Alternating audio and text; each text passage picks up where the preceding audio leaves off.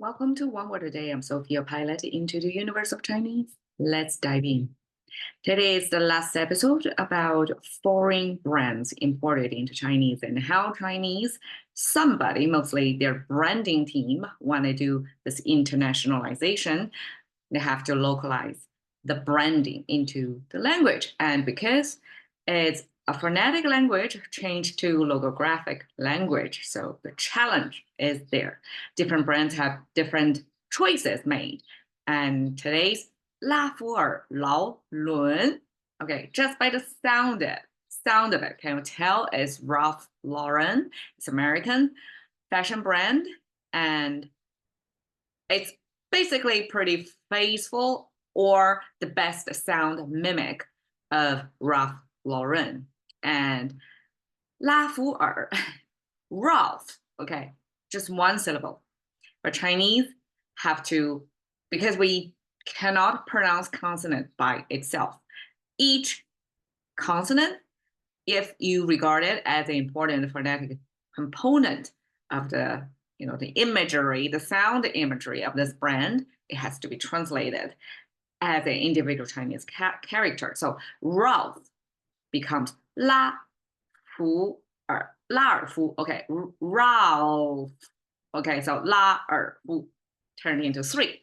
Okay, if you look at the characters, 拉尔夫, or the meaning, who you adult, doesn't make any kind of sense. And here I want to point out, 拉 means pu, right? So we have this 5-finger hand symbol of somebody stand up straight. And this fu, you see, it's also somebody stand up straight. But the difference is on top of the head, somebody have a cross. Okay, it has nothing to do with Christianity. In Chinese, this is a symbol meaning that man become adult man, because when it's kiddos, their hair are naturally let down. Nobody cares. When you became an adult in the society, you have to pin your hair. So I guess menbang, it turned out, was the standard, was the norm in ancient Chinese culture. So man, when it grow to a certain age, everybody have long hair, because Chinese also believe you don't trim, cut, alter any part of the body.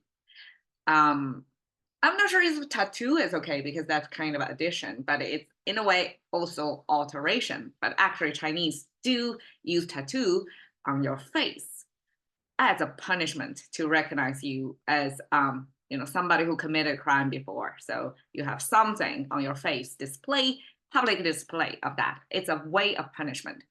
So men, they don't cut their hair. What they do is they roll up into a bun and use this horizontal pin. Imagine chopstick. I would imagine people probably use chopstick because that's multifunctional. You can eat with it and pin your hair with it. So this is a symbol of a grown man. And this is the action. And is simply addressing to you. So that's the conversational, the listener receiving end of it. That's how Chinese use this airflow, like directional, almost like an arrow shooting at you, right? But this means the airflow from me, the speaker, to you, the listener. So then that is addressing to you. It turned out to be you. Pu you adult, laugh word, 3 characters to mimic the sound of Ralph.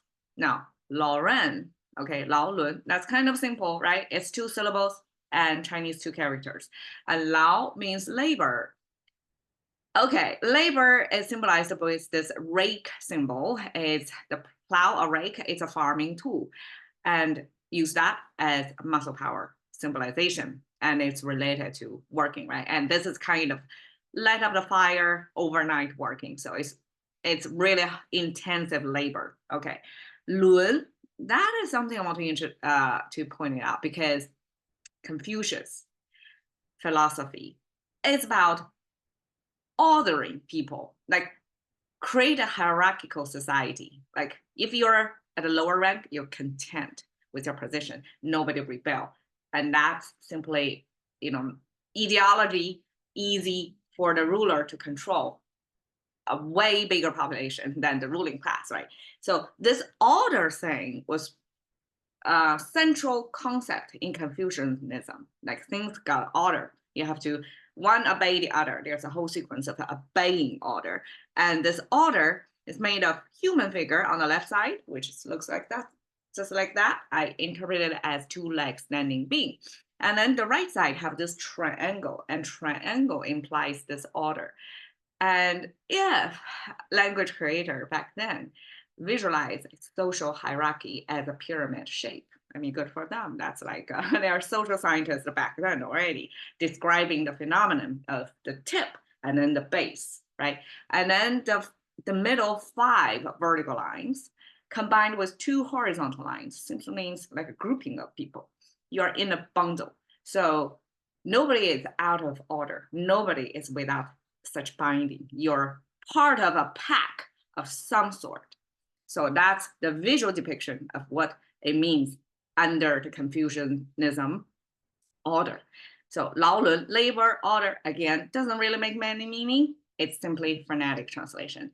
So altogether, I want to point out this polo. Okay, polo is a British aristocrat sports, right?